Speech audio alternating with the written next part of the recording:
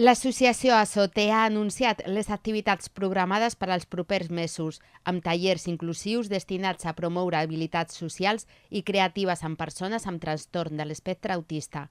Entre les activitats més destacades hi ha els tallers de robòtica i cuina. Se lo pasan muy bien los niños y además aprenden a manipular, a interactuar entre ellos, a las sensaciones táctiles y gustativas, los olores, y bueno, se van preparando para la vida. Els participants podran experimentar amb la tecnologia en el taller de robòtica i, per altra banda, al taller de cuina, on els assistents podran aprendre receptes senzilles i nutritives. A més, Azotea ofereix els grups d'ajut mutu, el primer dimarts al matí i el primer dimecres a la tarda de cada mes. Aquests grups tenen l'objectiu de crear un espai de suport per a famílies i persones afectades on puguin compartir experiencias y rebre suport emocional. Hacemos dos variedades de GAM.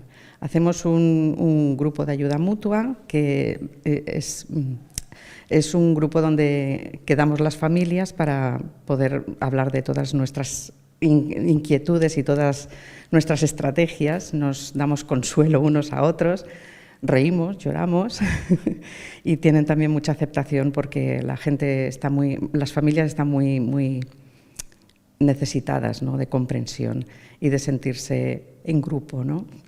A més, el proper 3 de desembre se celebrarà el Dia de la Discapacitat i Azotea estarà present en diversos actes. Queremos participar con las actuaciones que se hacen aquí en Martorell, con el Arc de Sant Martí, el CET de Can Casas.